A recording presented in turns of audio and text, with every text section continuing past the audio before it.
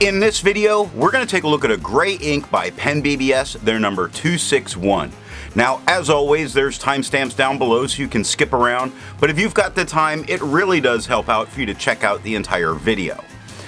Also, down in the description is a link to the gray ink playlist, so if you wanted to see more, you can find that there. I'm an ink guy, and let's get into the first writing sample done on 90 GSM Clairfontaine. No bleeding, no ghosting. We have no feather, no spread. We do get some shading in the stub. This is, wow, really hard to read from the shimmer. We do get some shading in the stub, a little bit in the extra fine. It's better in the medium. Again, we see this shimmer is actually pretty hard to work around. The extra fine took 6 seconds to dry, while the medium took 10. The scrubby for both do show a little color variation. We do get it in the writing. It's the shimmer that controls things. To have a range of experience with this ink, all of the writing samples are done with a Jinhao 159 with a 1.1 stub, a Jinhao X450 with a medium, and a Jinhao X750 with an extra fine. Then a Kaweco Sport with a 1.5 stub was inked up, used for a day, and used to take the notes for this video. The next writing sample is done on 52 GSM Tomoe River. No bleeding, no ghosting. So a lot of tried. This one, it's not working as well with the lighting. We have no feather, no spread. We have a little bit of shading shows up in a couple of spots of the extra fine, but other than that, we really are not getting any shading. The extra fine took 10 seconds to dry, while the medium took 17. The scrubby for both do show a tiny bit of color variation. It's really hard to see past all of this shimmer though.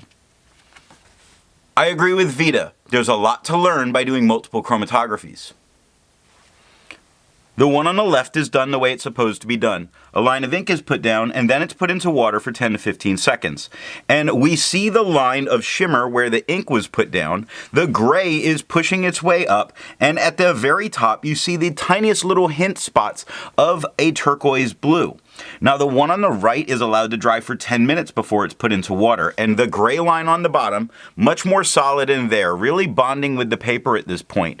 And at the top, you see more of that turquoise blue poking its way out.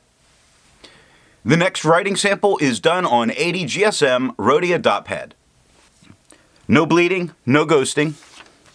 We have no feather, no spread, really struggling with the lighting for this one.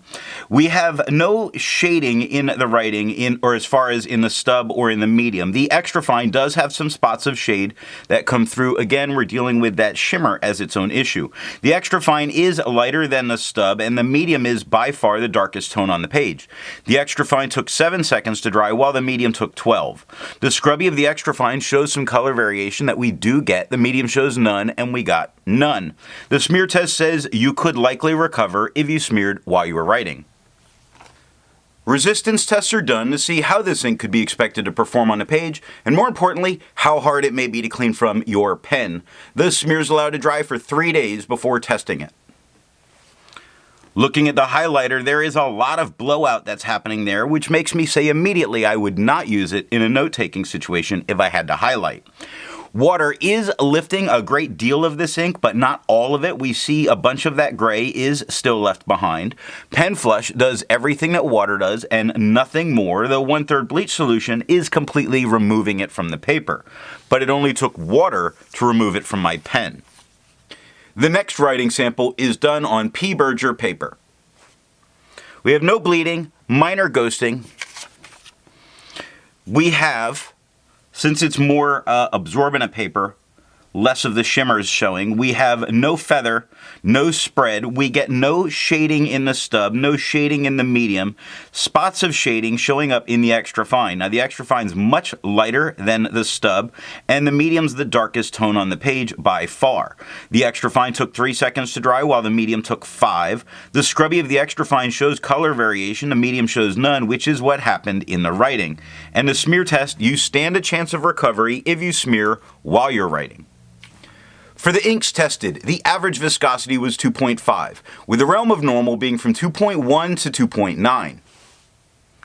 PensBBS number 261 has a viscosity of 2.33, making it normal. The next writing sample is done on Levenger paper. No bleeding, no ghosting. We get no feather, no spread, no shading for the stub, no shading for the medium, no shading for the extra fine. The extra fine and the stub are the same tone, both a lot lighter than the medium. Extra fine took 4 seconds to dry, medium took 6. Scrubby of the extra fine showing color variation, but it's really not happening. Medium shows none, and there's none. And the smear test, you might be able to recover if you smeared while you were writing. For the inks tested, the average dry time was 17 seconds, with the realm of normal being from 13 to 21 seconds. PensBBS number 261 has an average dry time of 10 seconds, meaning it's a faster drying than normal ink. The last writing sample is done on hazel notebook paper. No bleeding, no ghosting. We have no feather, no spread, no shading for the stub, no shading for the medium. A couple of spots occur, just a couple of them in the extra fine. Now the extra fine and the medium are the same tone, while the extra fine and the stub are the same tone, while the medium is much darker than everything else, much more usable tone. The scrubby for both do show a tiny little bit of color variation. It has only a few spots in the extra fine writing. The smear test you could not recover if you smeared while you were writing. Instead of finding inks that look like PensBBS number 261, I'd prefer to find an ink that complements its color on the page. I went with a purple ink by Pelikan in their 4001 series, Violet. If you'd prefer a different complement color, then down in the description are links to those playlists. So what do I think of PensBBS 261?